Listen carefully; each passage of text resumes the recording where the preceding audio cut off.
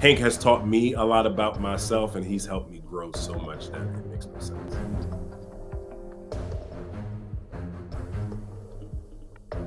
Stephen Ryder, the heart and soul of Welcome to Derry. Thank you so much for joining us today. Thank you so much, Ashley. Thank you. I do have to say that you play such a sad character in the beginning who turns out to be such an important and interesting character as we go further along, has so much depth to him. You're kind of Pennywise's son-in-law.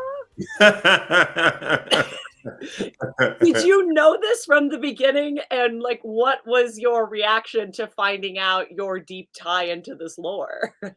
I was, it was, to me, it was, I was very excited when I read it, and I knew Madeline Stowe was going to be a part of it. Yes. I'm like, come on, right? She's fantastic. I mean, second to none. And as an actor, you want your storyline to be tied to the main plot, right? Yeah. Right. And so for me, I was excited. I was nervous. I had a lot of different feelings, and I knew that as long as I was able to do the work, that it would be something. But Yeah. it is.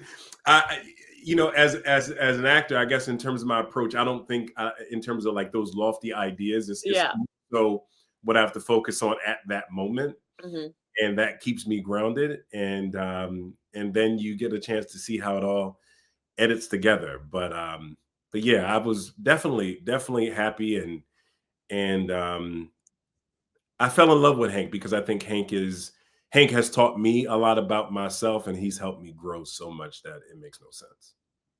Oh my gosh, that is so beautiful. And it's so beautiful from Welcome to Derry. You're like, an it story is going to really make me understand who I am. No, I think listen, I think that when you read about people like Al Pacino, and specifically like Al Pacino or Stella Adler or Ellen Burstyn or Estelle Parsons, everybody, a lot of times older people have plays that they wanted to work on. Al Pacino works on Salome. He's probably done about 5 to 7 productions on it. And it's because there's something he's always looking for.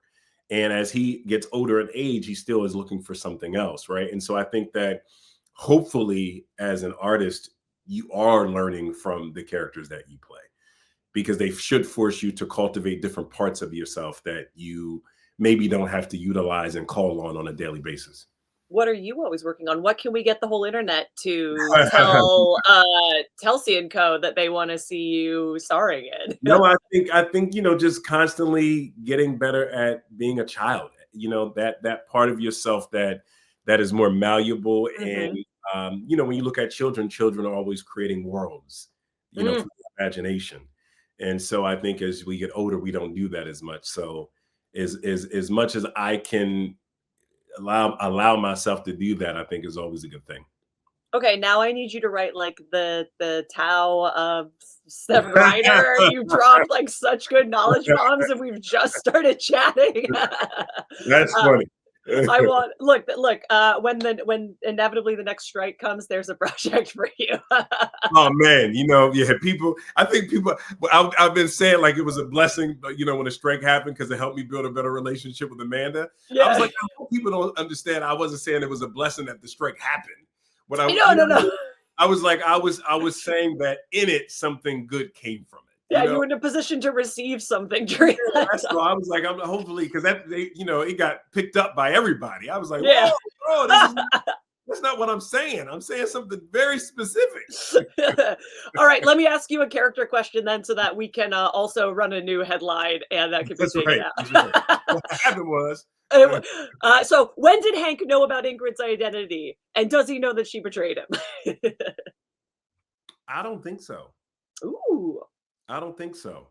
I don't think so. I don't, because he's never there. I mean, when this is, it's when that's happening with them, he's in the woods somewhere else. So he never finds that out. And then afterwards, in terms of what Pennywise does to her, it's not like Pennywise is giving tapes on people. Like, yo, let let me tell you what Ingrid told me. You know what I mean? Like, I've got the receipts right here. I don't think Pennywise is this entity that also snitches on people. You know what I'm That's saying? so funny. So I don't think he knows that, and I don't think that would actually ever cross his mind.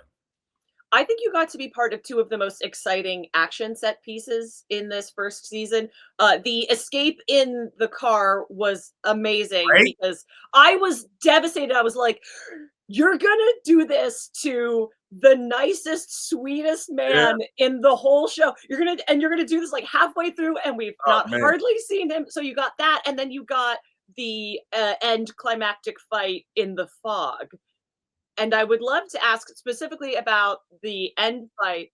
What did that You talking about like with the black spot? Yeah, what did that look like for you? Because for us, I think it's a lot of VFX. Well, but it was actually a lot of that was done. I mean, Mhm. all of that, the fire, I mean, it was contained. It was very, very safe. But, a lot of the people that you see, which, are people I still talk to in terms of the background, these are stunts people. These are Yeah. people that are extremely talented and very professional and just can sell the shit out of things. Mhm. And so a lot of that was, every time it's going and somebody catches fire, this is a stunt person catching fire and, doing all of those things. So, a lot of that, yes, I think had some VFX, but a lot of it we were privy to. I mean, That's it so was just cool. that we had to break it down into different stages. It was really like a dance. It was choreography at its best. And we rehearsed it for a while before we could stand it up on his feet to Mhm. make sure that all of it flowed like a dance. That's so awesome. I And it was, imagine also coming from I was gonna say, imagine also coming from Daredevil, you've seen a lot of stunts and fight work in your time. yeah, and also that one, that one shot that he's fighting, just going down the stairs and Yes, all that yes, type of yes. stuff. Yeah, yeah, yeah, yeah, yeah. So, but it was nice for me to be a part of it. Yes, to not just be a spectator. Yeah, I mean, Blake Tower not fighting nobody. You know what I mean? He fights with his principles, you Yeah, know? he can't fight it. Fight, hopefully he can fight, but he ain't fight nobody. I was gonna say that I think Hank is in some ways a Venn diagram of both your work in Daredevil and the Butler because he is very principled and he does represent this incredible time in American history where things were really changing. And Yeah, so is this the role you've been preparing for your whole life?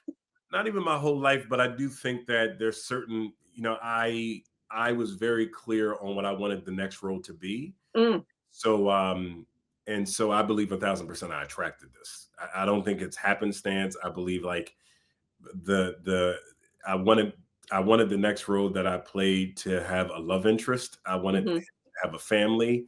I wanted him to have a main plot point, in the show and, one of the stars of a show, right? Because I was just ready for these were like different thematics that were just, crossing my mind in terms of what I yearned for and what I felt like I was worthy of and mhm, ready for more so than anything, ready for. And so even like I had a date written down in terms of when I would probably get it. And I got mm. it pretty much around that date. And so, I think, it's funny because sometimes people are like, would you have rather played Dick or Leroy? And I'm like, no, not at all. I played exactly what I was supposed to play. Mhm. And then the next role, I'll play something completely different. But this, Hank was for me. Absolutely. And again, I think he is the character that all the fans are like, "Oh no, my heart." Yeah, We look protect Hank at all costs. Hashtag protect yeah, Hank. but then other people saying, he's the reason why Rich died and everything else. I mean, it's No, you send those people to me. They're wrong. yeah, but I don't mind that because Sure. I think that I would rather people have a visceral response to whoever I play than Mm, nothing. yes. Nothing. One, it's not me. So you talking about Hank, and that ain't me. But at the end of the day, we also, people's perspective on characters have a lot to do with where they're at in their lives. Mhm. It feels more Ooh. about them than it does about anything else, right? Mhm. And so I think this was inevitable. I think that there was a lot of the entity had a lot of control over this, and Mhm. Ingrid, and Hank was going to be Hanked anyway. You know what I mean? Hank didn't have too much of a choice in this. Okay. He was Also, confused. I also need your manifestation guide in addition to your Tao philosophy. As we wrap up, I would love to ask you, imagine that I am the queen of all media production and I can give you whatever you want, and I am giving you a Hank Grogan action figure. How is he going to be posed? Oh, I would love. I think the I think I love in the black spot where it's him and he's right. His daughter's right beside him. Yes. Yeah, I think that's such a. I think that's everything to him. And then You at New York Comic Con, of course, we sell the car so that we can do the sequence where he rolls out of the car. But yeah, I think it's impossible to have that figure without having Ronnie.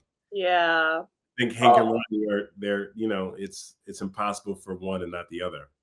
You know, th- I will say this: I felt like in today's world, and I love superheroes, and I love mhm, all these things that we're creating with powers, but at the end of the day, we as humans create those things because that's how we view ourselves. And mhm. so, what I love about Hank is that Hank is a three-dimensional character who's a human being that's just not just, but he believes in family and he believes in community and he's doing everything in his power to uphold that.